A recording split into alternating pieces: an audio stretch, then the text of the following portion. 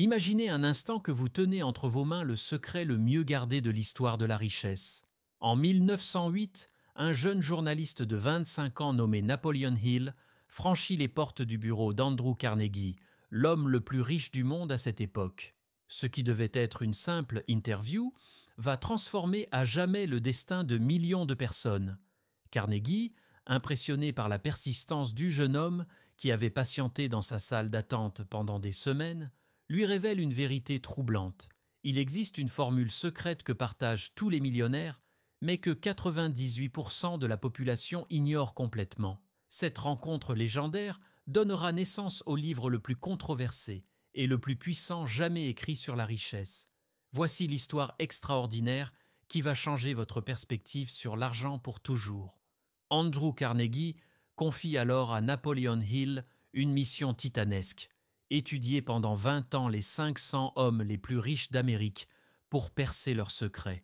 Hill rencontrera personnellement Thomas Edison, Henry Ford, Alexander Graham Bell et John D. Rockefeller. Ces géants de l'industrie lui révéleront les 13 principes secrets qu'ils utilisent pour créer des fortunes colossales. Le résultat de cette enquête exceptionnelle? Un livre vendu à plus de 60 millions d'exemplaires dans le monde, mais que la plupart des gens n'ont jamais vraiment lu ou appliqué. Aujourd'hui, je vais vous dévoiler ces 13 principes interdits qui ont créé plus d'un millionnaire que n'importe quelle autre méthode dans l'histoire de l'humanité. Vous découvrirez pourquoi ce livre peut être considéré comme interdit, non pas parce qu'il est illégal, mais parce qu'il révèle des vérités sur l'argent et le succès que peu de personnes osent vraiment appliquer dans leur vie. Ces secrets vont transformer votre rapport à la richesse et vous donner les clés concrètes pour rejoindre les 2% qui maîtrisent véritablement les lois de la prospérité. Principe 1. Le désir ardent. Permettez-moi maintenant de vous dévoiler le premier secret qui sépare véritablement les 2% de millionnaires du reste de la population. Cet homme extraordinaire qu'était Edwin C. Barnes va nous montrer la différence fondamentale entre un simple souhait et ce que Napoleon Hill appelle un désir ardent. En 1905, Barnes était un jeune homme fauché, sans éducation particulière, sans relation ni capital. Pourtant, il portait en lui quelque chose que la plupart des gens ne possèdent jamais: un désir ardent de devenir l'associé de Thomas Edison, l'inventeur le plus célèbre de son époque. Contrairement à ceux qui disent « j'aimerais bien être riche un jour », Barnes avait transformé son rêve en obsession constructive. Il n'espérait pas, il ne souhaitait pas, il désirait avec une intensité qui consumait chaque fibre de son être.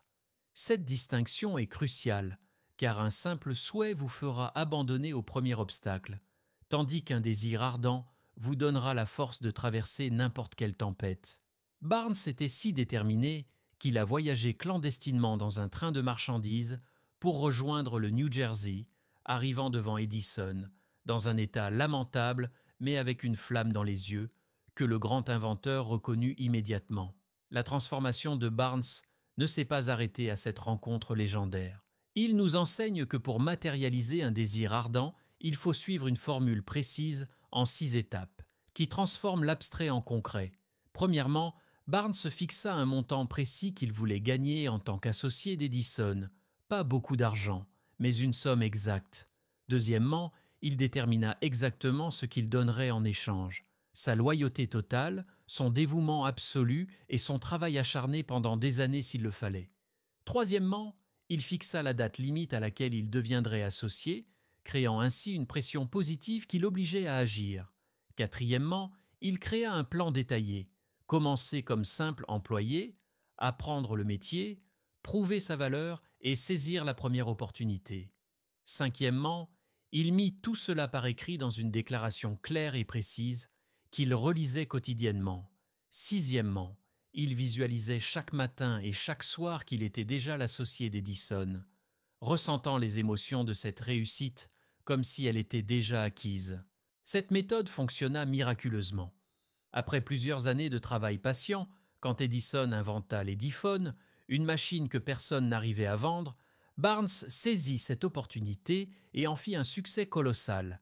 Il gagna des millions de dollars et le slogan « Inventé par Edison, vendu par Barnes » devint célèbre dans toute l'Amérique. Barnes avait transformé son désir ardent en fortune réelle, parce qu'il avait compris que la richesse commence toujours dans l'esprit avant de se matérialiser dans la réalité.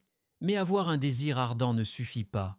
Il faut aussi posséder une foi inébranlable qui vous permettra de maintenir cette flamme même quand tout semble impossible. Principe 2. La foi. Maintenant que nous avons découvert comment transformer un simple souhait en désir ardent, vous devez comprendre qu'avoir un objectif précis ne suffit pas. Il vous faut développer cette force mystérieuse que Napoleon Hill appelle la foi, et qui constitue le véritable moteur de toute réalisation extraordinaire. Cette foi dont parle Hill n'a rien à voir avec une croyance religieuse, mais représente une conviction inébranlable dans votre capacité à atteindre vos objectifs. Elle agit comme le chimiste en chef de l'esprit, transformant vos pensées ordinaires en pensées chargées d'une énergie spirituelle qui attire inexorablement les ressources nécessaires à votre succès. L'exemple le plus frappant de cette foi en action nous vient d'Henry Ford lui-même. Quand ses ingénieurs lui affirmaient qu'il était impossible de créer un moteur V8, Ford répondit avec cette détermination implacable « Faites-le quand même, je le veux et je l'aurai ». Malgré des mois d'échecs répétés, sa foi inébranlable finit par triompher et révolutionna l'industrie automobile. Cette foi ne naît pas du néant. Elle se cultive quotidiennement grâce à des techniques précises que vous pouvez appliquer immédiatement. La première technique consiste à pratiquer des affirmations positives spécifiques chaque matin et chaque soir. Contrairement aux formules génériques, vos affirmations doivent être personnalisées et chargées d'émotions, comme « Je suis en train de développer la capacité d'attirer 100 000 € avant le 31 décembre » plutôt que « Je veux être riche ». La seconde technique est la visualisation quotidienne où vous vous voyez déjà en possession de votre objectif, ressentant les émotions exactes de cette réussite. Napoleon Hill insiste sur le fait que votre subconscient ne fait pas la différence entre une expérience réelle et une expérience intensément visualisée. Mais attention au piège le plus redoutable qui détruit plus de rêves que tous les obstacles extérieurs réunis. L'influence toxique de votre entourage. Hill avertit que les personnes négatives autour de vous peuvent littéralement empoisonner votre foi naissante par leurs doutes, leurs critiques et leur scepticisme. Ces voleurs de rêves vous feront douter de vos capacités au moment précis où votre foi doit être la plus forte. C'est pourquoi vous devez impérativement vous entourer de personnes qui nourrissent votre vision plutôt que de la saper. Comme le souligne Hill, l'optimisme est contagieux, mais le pessimisme l'est encore plus. Votre foi se renforce ou s'affaiblit selon l'environnement mental dans lequel vous l'entretenez chaque jour. Cette foi que vous développez devient alors le pont magique entre votre désir ardent et sa manifestation dans la réalité. Mais cette croyance inébranlable doit ensuite être programmée directement dans votre subconscient grâce à une technique que Hill considère comme l'une des plus puissantes, l'autosuggestion. Principe 3. L'autosuggestion. Maintenant que votre foi inébranlable s'est solidifiée, vous devez comprendre le mécanisme le plus puissant pour transformer cette croyance en réalité concrète, l'autosuggestion. Napoleon Hill révèle que cette technique constitue le pont direct entre votre esprit conscient et votre subconscient, ce géant endormi qui contrôle réellement votre destinée. Contrairement à ce que croient la plupart des gens, votre subconscient ne distingue pas la réalité de l'imagination intensément vécue. C'est précisément cette particularité extraordinaire que les millionnaires exploitent pour reprogrammer littéralement leur esprit vers le succès. Le processus d'autosuggestion fonctionne selon un mécanisme scientifique précis que Hill compare à une dynamo électrique. Vos 5 sens captent les affirmations que vous vous répétez, les transmettent à votre cerveau conscient, qui les dirige ensuite vers votre subconscient. Une fois ces messages positifs ancrés dans votre subconscient, celui-ci commence automatiquement à chercher les moyens de les concrétiser. Henry Ford utilisait cette technique quand il répétait quotidiennement « Je peux créer une voiture que chaque famille américaine pourra s'offrir », transformant ainsi son désir en obsession productive. Pour appliquer concrètement cette méthode révolutionnaire, vous devez créer des formules d'autosuggestion spécifiques que vous répéterez religieusement matin et soir. Il insiste sur le fait que ces formules doivent respecter des règles précises pour être efficaces. Premièrement, utilisez toujours la première personne, je, et le présent ou futur proche. Deuxièmement, formulez vos affirmations de manière positive et précise. Par exemple, je gagne 100 000 euros avant le 31 décembre, plutôt que je ne veux plus être pauvre. Troisièmement, répétez ces formules dans un état de détente complète, idéalement au lit le matin au réveil et le soir avant de vous endormir, quand votre esprit conscient relâche sa vigilance. La transformation de vos pensées dominantes s'opère progressivement mais inexorablement. Hill explique que chaque répétition grave plus profondément votre nouvelle programmation dans votre subconscient, comme un sillon qui se creuse sur une plage. Après 30 jours de pratique assidue, vos pensées habituelles de doute et de limitation commencent à céder la place à des pensées de confiance et d'abondance. Votre subconscient, désormais programmé avec vos nouveaux objectifs, attire automatiquement les opportunités, les personnes et les circonstances nécessaires à leur réalisation. Cette reprogrammation mentale devient si puissante que vous commencez à agir naturellement comme la personne que vous voulez devenir, sans effort conscient. Mais attention, cette technique extraordinaire de l'autosuggestion ne peut fonctionner efficacement que si vous possédez les connaissances spécialisées nécessaires pour transformer vos rêves en plans d'action concrets. Principe 4. Connaissances spécialisées. Vous venez de programmer votre subconscient grâce à l'autosuggestion. Mais cela ne suffit pas pour matérialiser vos rêves. Napoleon Hill révèle maintenant un secret que la plupart des gens ignorent complètement. La différence fondamentale entre posséder de l'information et maîtriser une connaissance spécialisée.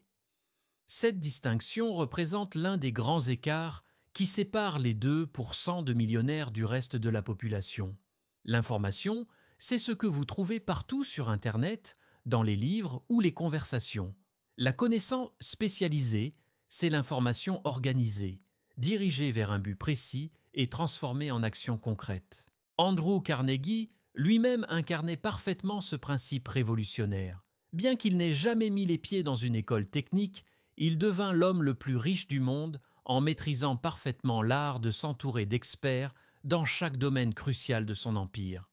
Carnegie comprenait que la véritable richesse ne vient pas de ce que vous savez personnellement, mais de votre capacité à organiser et diriger les connaissances spécialisées d'autres personnes vers vos objectifs. Il avait autour de lui des maîtres de la métallurgie, de la finance, du transport et du marketing, créant ainsi un cerveau collectif d'une puissance extraordinaire.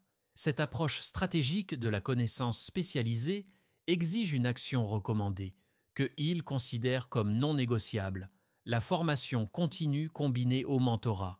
La formation continue ne consiste pas simplement à accumuler des diplômes ou des certificats, mais à développer constamment une expertise pointue dans votre domaine de prédilection.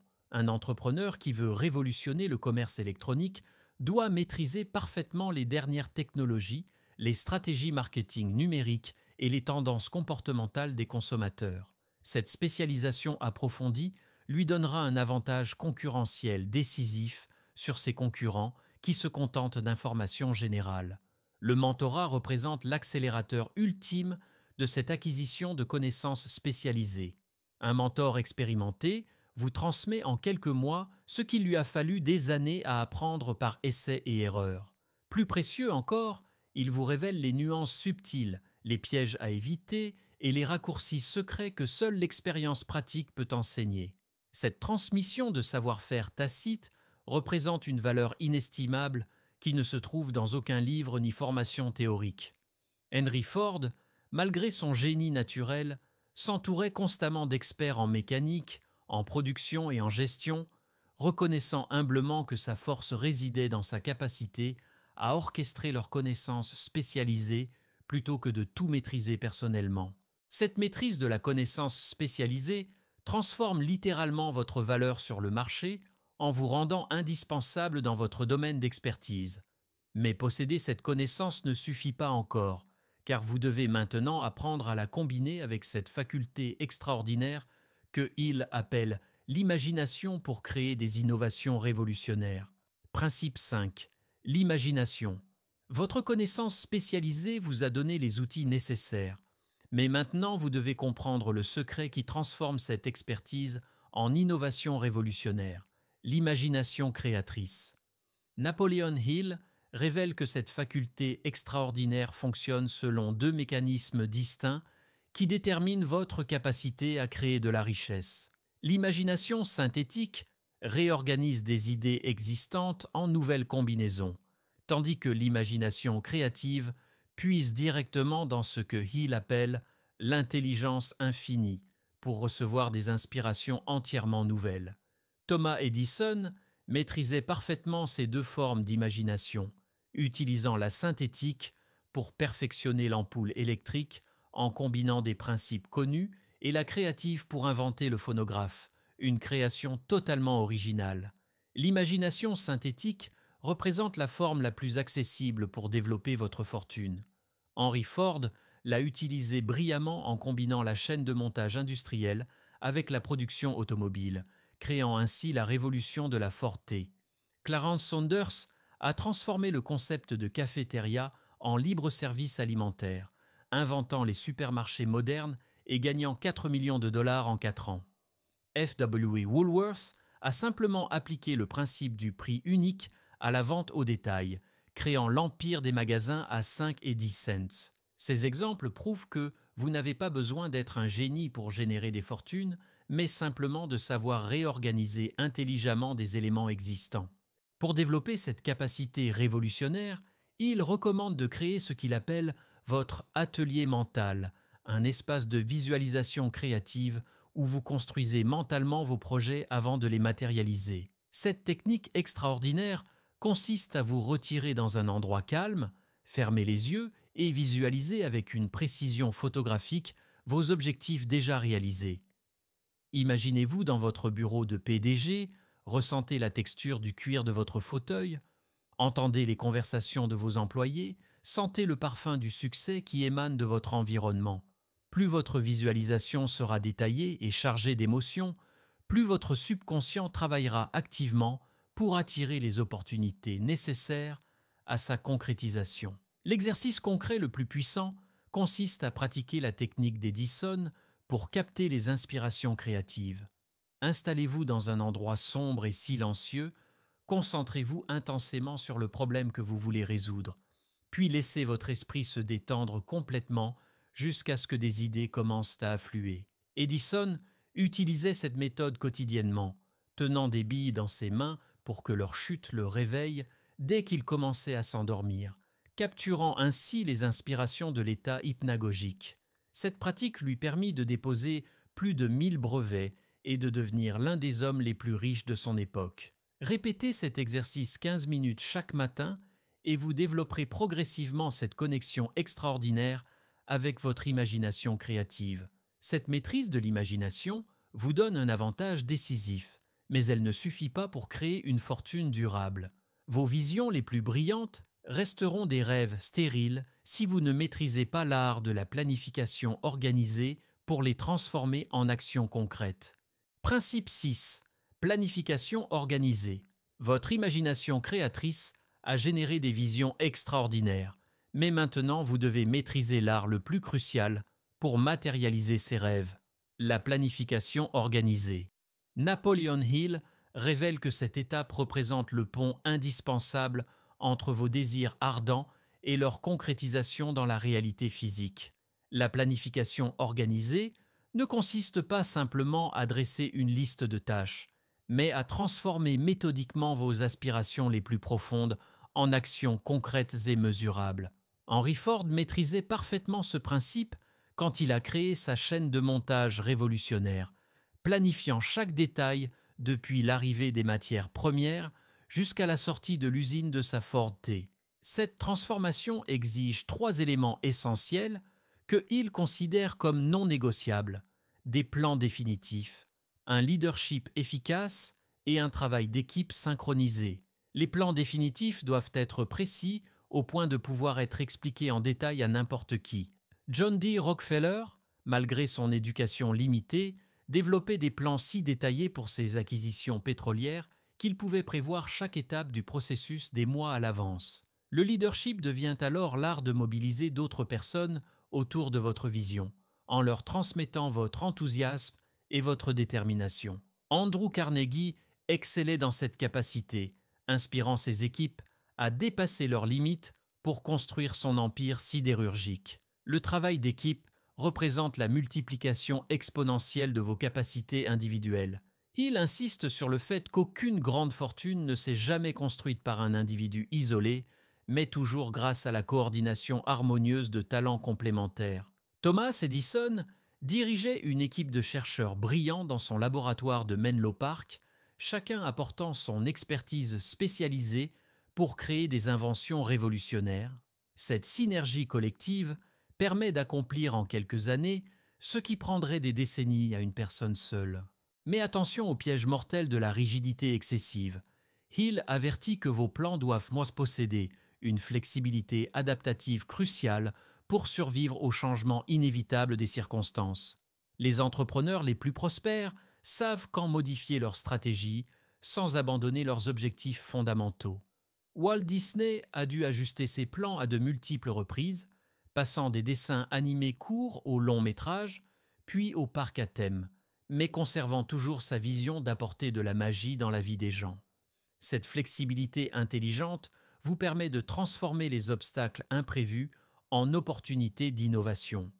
Jeff Bezos a brillamment démontré cette adaptabilité en faisant évoluer Amazon d'une simple librairie en ligne vers une plateforme universelle de commerce électronique. Cette maîtrise de la planification organisée flexible vous donne tous les outils nécessaires pour bâtir votre empire, mais elle reste stérile si vous n'avez pas développé cette qualité que Hill considère comme l'arme secrète des leaders.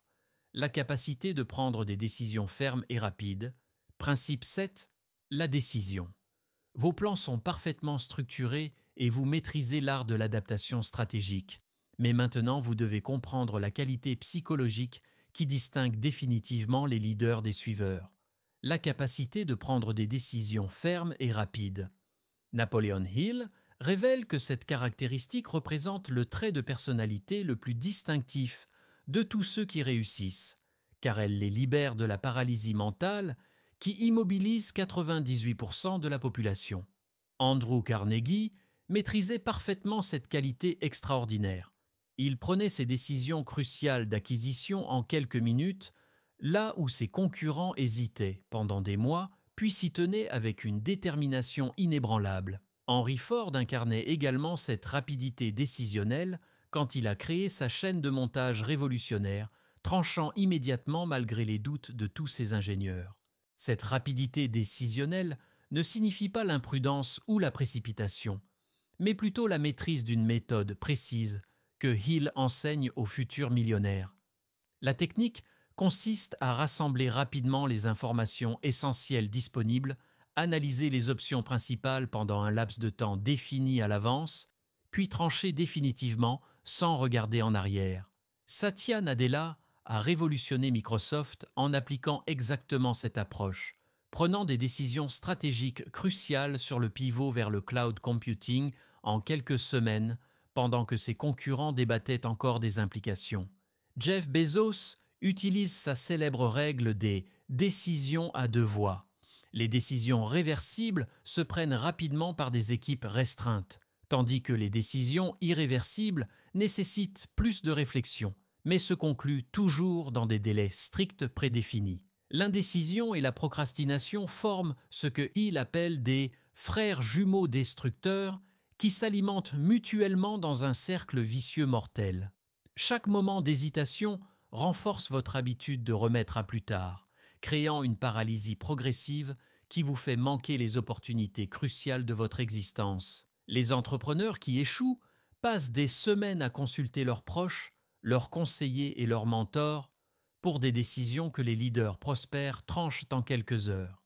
Cette suranalyse devient une forme subtile de sabotage personnel, car elle masque souvent la peur de l'échec sous le prétexte noble de vouloir plus d'informations ou d'attendre le bon moment. La méthode révolutionnaire de Hill pour surmonter cette faiblesse mortelle consiste à établir des deadlines stricts pour chaque décision importante et à s'y tenir religieusement. Abraham Lincoln maîtrisait cette technique quand il a pris la décision historique d'abolir l'esclavage, sachant parfaitement que cette décision courageuse pourrait lui coûter sa vie politique, voire sa vie tout court. Reed Hastings de Netflix applique systématiquement cette approche, prenant des décisions fermes sur le streaming et la création de contenus originaux, même face à l'incertitude totale du marché. Ces leaders comprennent qu'une décision imparfaite prise rapidement vaut infiniment mieux qu'une décision parfaite qui arrive trop tard pour saisir l'opportunité. Cette maîtrise de la décision rapide vous libère définitivement de la tyrannie de l'hésitation et vous donne un avantage concurrentiel décisif. Mais elle ne garantit pas votre succès face aux inévitables revers et obstacles qui jalonnent tout parcours vers la richesse. Seule une qualité rare et précieuse vous permettra de transformer chaque échec temporaire en tremplin vers la victoire finale. La persistance inébranlable qui distingue définitivement les champions des abandonneurs. Principe 8. La persistance. Votre capacité de prendre des décisions rapides vous libère de la paralysie de l'indécision. Mais maintenant, vous devez comprendre la qualité qui sépare définitivement les champions des abandonneurs dans le parcours vers la richesse. La persistance. Napoleon Hill révèle que cette force extraordinaire représente bien plus qu'une simple ténacité. C'est littéralement la capacité de maintenir ses efforts malgré les obstacles et les revers. Il considère la persistance comme le facteur clé qui fait toute la différence entre ceux qui réussissent et ceux qui échouent. Thomas Edison incarnait parfaitement cette qualité rare.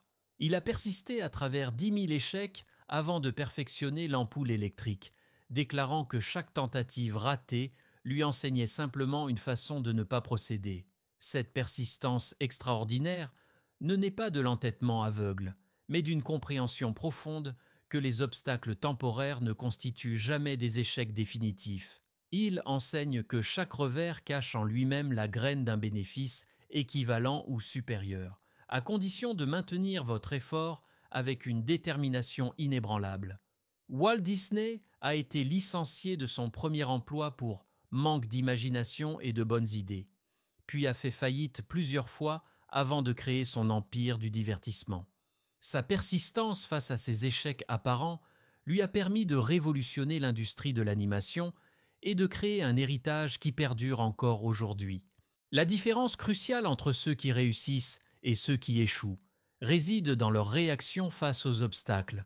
Les entrepreneurs qui échouent voient les difficultés comme des signes qu'ils devraient abandonner, tandis que ceux qui réussissent perçoivent ces mêmes obstacles comme des tests temporaires qui les rapprochent de leur objectif.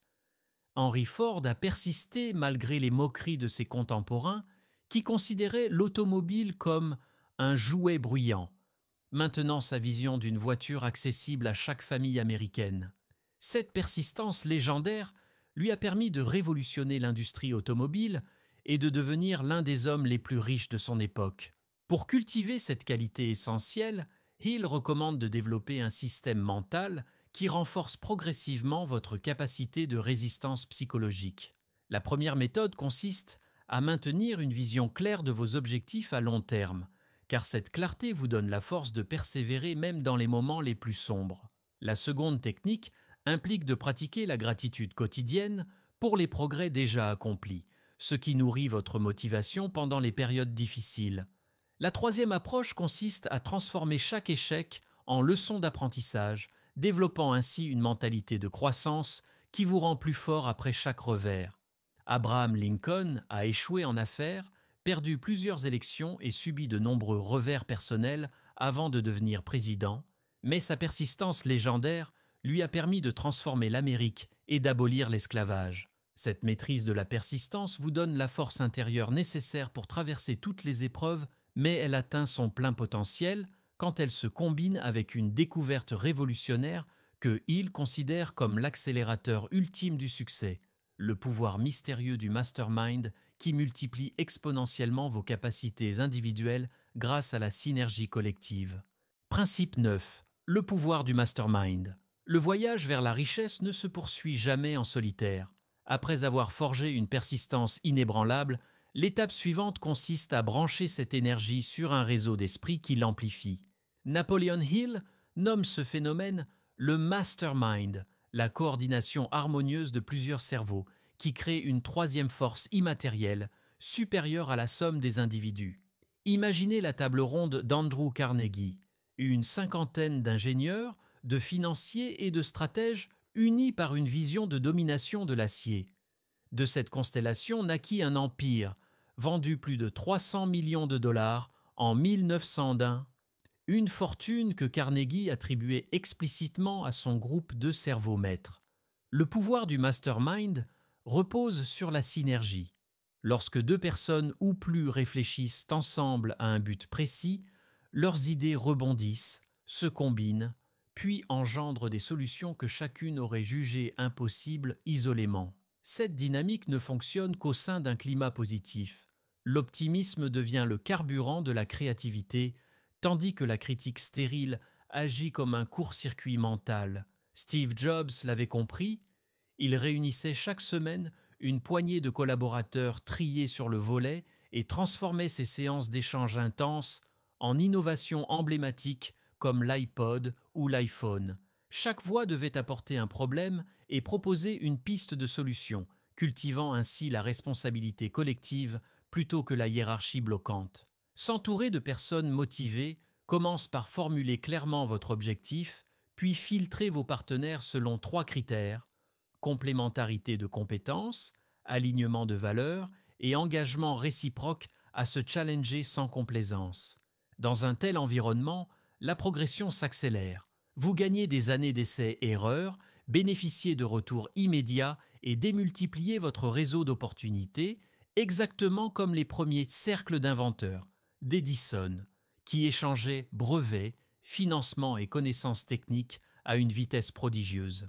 En rejoignant ou en créant un mastermind, vous branchez littéralement votre cerveau sur une centrale électrique d'idées et d'énergie.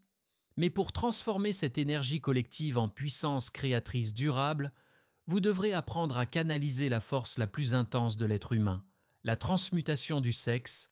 Prochain principe clé de Hill, principe 10, la transmutation du sexe.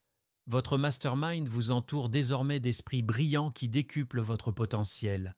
Mais il existe encore une source d'énergie que vous négligez peut-être, la plus puissante de toutes les forces humaines selon Napoleon Hill. Ce principe délicat révèle comment canaliser votre énergie créatrice la plus primordiale pour atteindre des sommets de génie que peu osent imaginer. Hill découvrit que l'énergie sexuelle, cette force motrice fondamentale de l'existence humaine, peut être transformée en carburant créatif d'une puissance extraordinaire. Cette révélation choquante émergea de son étude approfondie des plus grands accomplisseurs de l'histoire. Edison, Tesla, Gandhi, tous maîtrisaient inconsciemment cet art de la transmutation énergétique. La transmutation ne consiste pas à supprimer cette énergie vitale, mais à la rediriger consciemment vers des expressions créatives supérieures. Il observe que, lorsque cette force primordiale est canalisée vers des objectifs intellectuels et artistiques plutôt que dispersée dans la satisfaction immédiate, elle développe une intensité de concentration et une capacité d'innovation extraordinaire. Tesla incarnait parfaitement cette maîtrise. Célibataire toute sa vie, il transformait son énergie sexuelle en vision géniale qui révolutionnèrent notre compréhension de l'électricité. Gandhi utilisait cette même alchimie intérieure pour maintenir une détermination inébranlable dans sa lutte pacifique pour l'indépendance de l'Inde. Cette transformation énergétique produit des résultats mesurables et spectaculaires dans votre vie créative. Hill documentait comment les périodes de grande productivité chez ses sujets d'études coïncidaient systématiquement avec des phases de maîtrise sexuelle consciente. L'énergie sexuelle non dispersée stimule la production de neurotransmetteurs essentiels à la créativité: dopamine, sérotonine, noradrénaline, optimisant le fonctionnement de votre cortex préfrontal. Cette alchimie neurobiologique explique pourquoi certains artistes, inventeurs et entrepreneurs connaissent des pics de génie créatif pendant des périodes d'abstinence volontaire.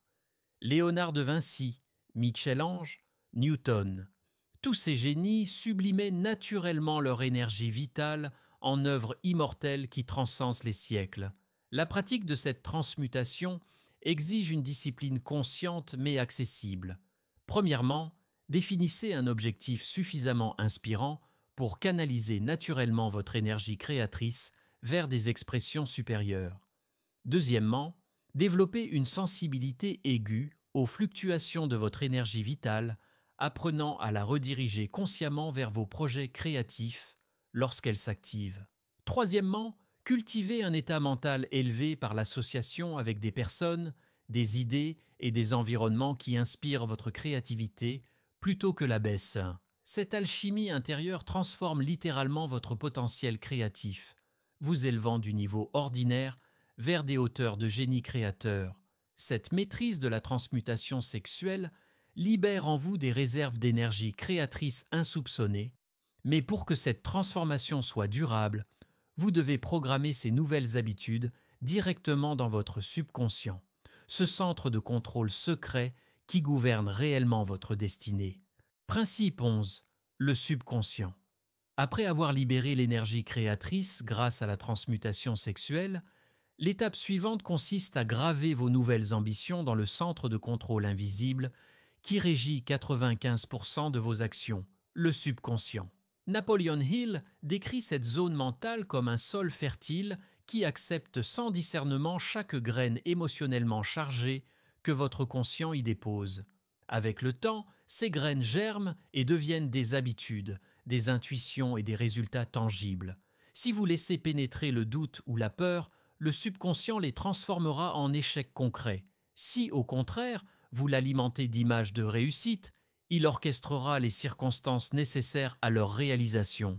La première technique pour programmer ce sol intérieur consiste à baigner votre esprit dans des pensées positives et constructives dès le réveil et juste avant le sommeil, moment où la barrière critique du conscient s'affaiblit.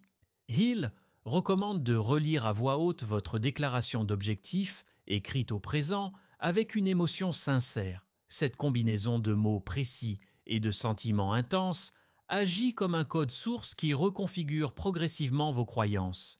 Le vendeur Ben Sweetland pratiquait cet exercice chaque soir. 2 ans plus tard, ses commissions avaient quadruplé sans changement apparent de marché ou de produit, simplement parce que son subconscient l'orientait vers les bons clients et les bons arguments. La seconde technique, tout aussi puissante, est la vigilance permanente sur la qualité de vos pensées diurnes. Dès qu'une idée négative surgit, je n'y arriverai jamais, c'est trop tard. Remplacez-la consciemment par une affirmation inverse. Chaque jour, je progresse vers mon objectif. Ce réflexe neutralise la graine toxique avant qu'elle ne s'enracine.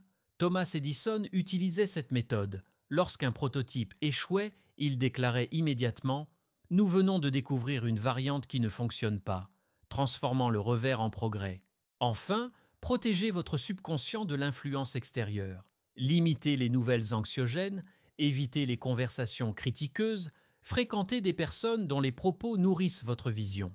Comme Hill l'observait, les pensées dominantes de votre entourage finissent toujours par devenir les vôtres si vous n'installez pas de filtre conscient.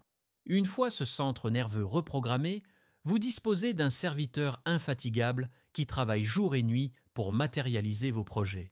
Mais pour transmettre vos intentions à ce serviteur avec la puissance d'un émetteur radio intersidéral, vous devez comprendre le rôle du cerveau, véritable antenne de votre système créatif.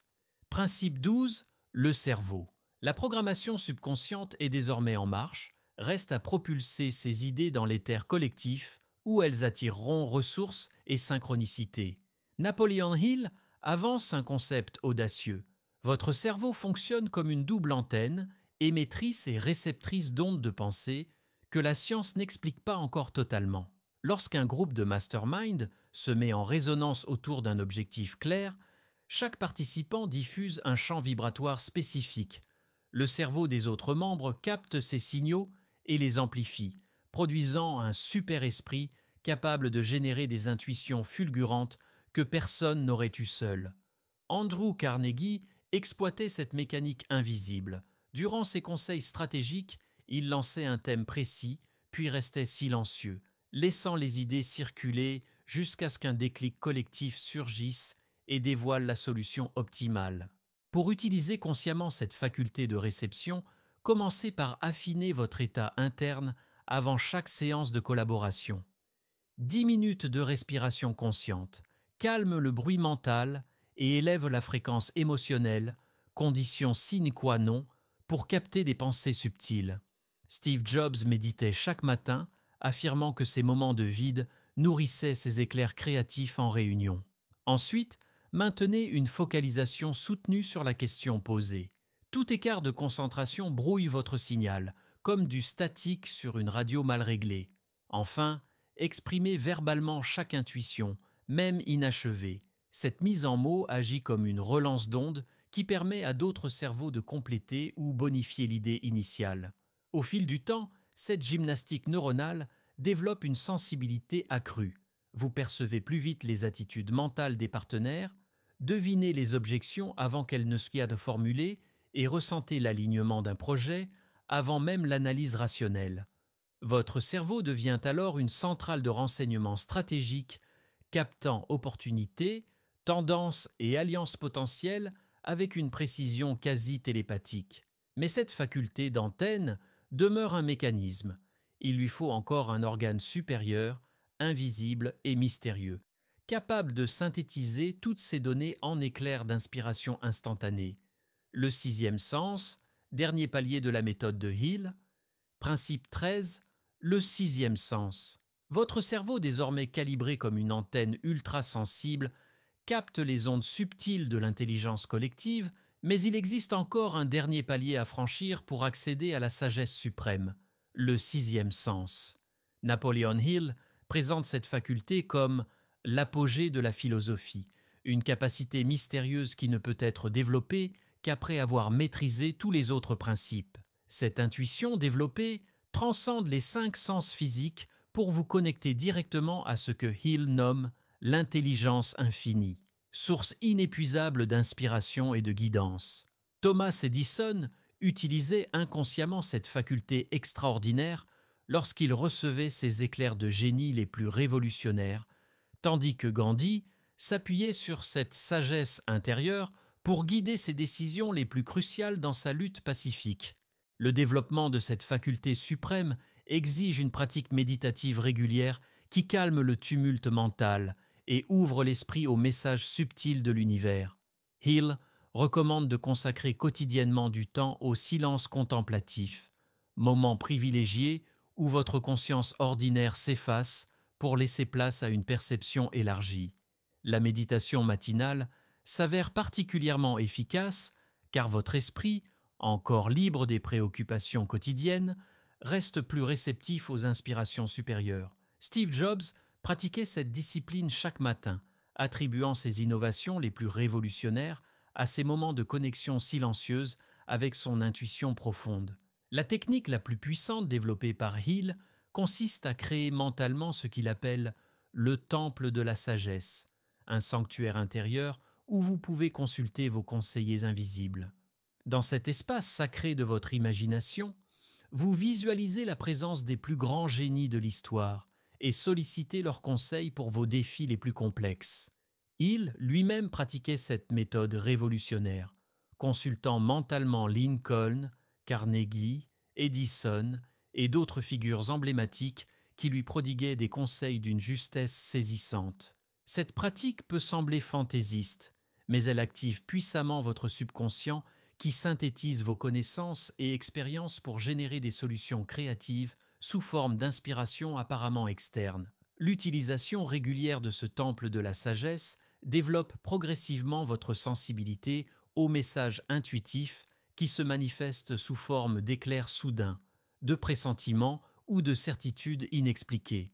Ces phénomènes surviennent généralement durant les moments de détente mentale, sous la douche, en promenade, juste avant l'endormissement, quand votre esprit analytique relâche sa vigilance. Joan d'Arc recevait ces voix célestes qui guidèrent ses victoires militaires. Beethoven composait ses plus belles symphonies en état de transe méditative, tandis que Nikola Tesla visualisait entièrement ses inventions avant même de les construire. Ces génies avaient développé leur sixième sens au point de pouvoir accéder à volonté à cette source infinie de créativité et de sagesse qui sommeille en chaque être humain. Cette maîtrise ultime du sixième sens couronne votre transformation complète selon la méthode de Hill, vous élevant du niveau ordinaire vers les hauteurs du génie créateur où tous vos rêves deviennent non seulement possibles, mais inévitables. Nous voici arrivés au terme de ce voyage extraordinaire à travers les secrets les mieux gardés de la richesse. Vous possédez maintenant les 13 principes révolutionnaires qui ont créé plus de millionnaires que n'importe quelle autre méthode dans l'histoire de l'humanité.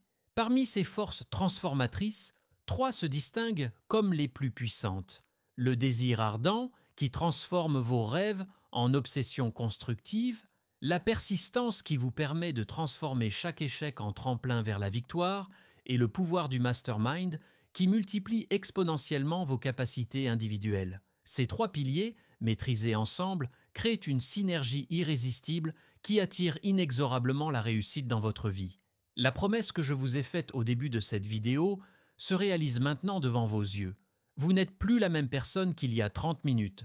Vous détenez désormais cette formule secrète que 98% des gens ignorent complètement et qui a transformé des milliers d'existences ordinaires en destinées exceptionnelles. Comme le proclamait Napoleon Hill dans sa citation la plus célèbre, « Tout ce que l'esprit peut concevoir et croire, il peut le réaliser. » Cette vérité absolue résonne maintenant en vous avec une force nouvelle, car vous comprenez enfin comment l'appliquer concrètement. Personnellement, j'ai découvert ces principes à l'âge de 25 ans, quand ma vie semblait sans direction. J'ai commencé par appliquer le principe du désir ardent, en définissant précisément mes objectifs financiers et ma vision de liberté. En 6 mois, mes revenus avaient doublé. En 2 ans, j'avais créé 3 sources de revenus passifs. Aujourd'hui, je peux vous affirmer que chaque succès dans ma vie découle directement de l'application de ces 13 principes. Maintenant, c'est votre tour d'agir. Je vous lance ce défi pratique. Choisissez un principe parmi les 13 que nous avons découverts ensemble et appliquez-le dès aujourd'hui. Pas demain, pas la semaine prochaine, aujourd'hui même. Commencez par écrire votre désir ardent avec un montant précis et une date limite, ou créez votre première affirmation d'autosuggestion, ou identifiez la première personne à intégrer dans votre futur mastermind. Partagez en commentaire quel principe vous allez appliquer en premier et comment vous comptez le mettre en œuvre cette semaine. Cette communauté de futurs millionnaires vous soutiendra dans votre transformation. Si cette vidéo a allumé une flamme en vous, abonnez-vous et activez les notifications car nous explorons ensemble chaque semaine les secrets cachés des plus grands succès de l'histoire. Votre nouvelle vie commence maintenant.